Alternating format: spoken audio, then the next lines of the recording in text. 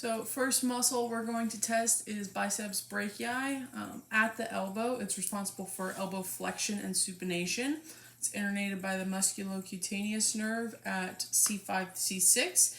It originates in two different spots, the supraglenoid tubercle and then the coracoid process of the scapula, and then it inserts into the radial tuberosity and the biceps aponeurosis. So for this one, she's going to be, it can either be done standing or sitting, but I'm going to have her standing just so you can see everything in frame. Arms are going to be right at the side, elbows fully extended, and the arm is going to be fully supinated. I'm going to stabilize distal humerus and then resist the distal radius and ulna, and then the movement's going to be through flexion. Elbow flexion specifically. Compensations I'm going to look out for are going to be any forearm pronation or shoulder flexion and or shoulder hiking, just from other muscles trying to compensate. So we'll do uninvolved side first. So like I said, you're going to be fully extended. Good, fully supinated. So I'm going to stabilize here. Go ahead and bring your arm all the way up. Good, relax. Stabilize here. Go ahead and do that same motion. Good. And we'll do the involved side. So again, stabilize, fully supinated and extended. Go ahead. Relax. Go ahead. So then with that resistance, she's going to be a 5 out of 5.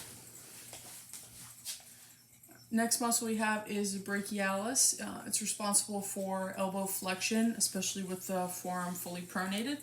It's innervated by the musculocutaneous and a small branch of the radial nerve from nerve root C5 through C6. It originates at the distal half of the anterior humeral shaft and then inserts into the radial tuberosity and coronoid process. So positioning for this is going to be same as biceps brachii. For the most part, she's going to be standing. Arms are going to be fully extended, but forearm is going to be fully pronated. So elbow extension and then forearm pronation. Stabilization and resistance points are going to be the same. So I'm going to stabilize distal humerus and resist at distal radius and ulna. The movement's going to be elbow flexion. Compensations for this you want to look out for are going to be shoulder hiking and or supination, just because they can't maintain that position through the whole movement. They're using other muscles to compensate. Alright, so here we're going to be fully extended and pronated. So go ahead and bring your arm straight up. Good, relax. Go ahead. Good. And then switch sides, we'll do the involved side. So good, extended, fully pronated. Go ahead and bring your arm up. Good, relax. And then go ahead. Good. So it's going to be a 5 out of 5. Okay, so this is going to be for medial head of the triceps. It is responsible for elbow extension, innervated by the radial nerve from roots C7 to C8. It originates off the posterior surface of the distal half of the humerus and then inserts into the olecranon process. So testing position for this will be supine with shoulder flexed to 90 degrees, elbow flexed to 90 degrees, and some external rotation.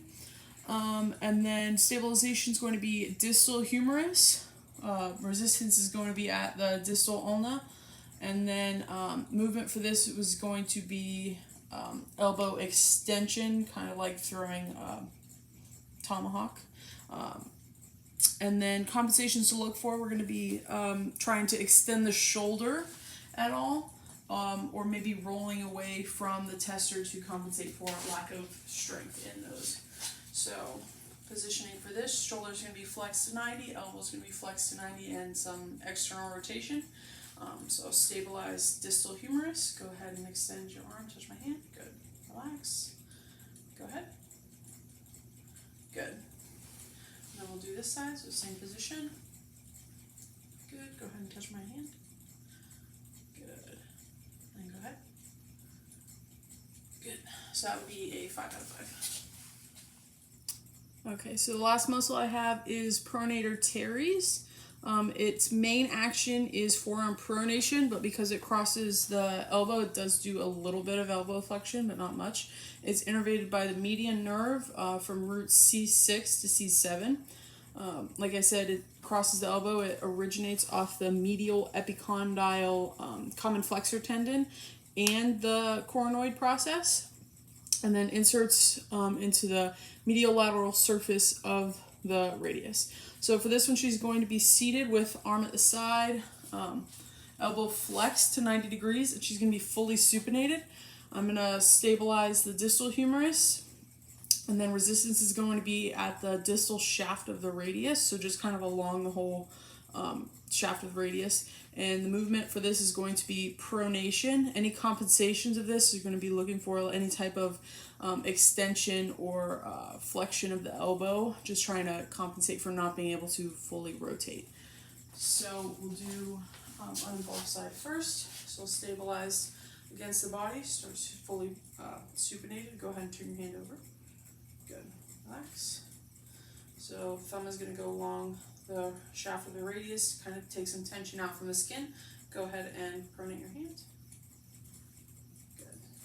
We'll do this side, move to the involved side. So I'll stabilize right here. Go ahead and pronate. Good. So same thing, take some of the tension out of the skin, kind of support the whole radial shaft so there's no pressure points. Go ahead. Good. So that would be a 5 out of 5.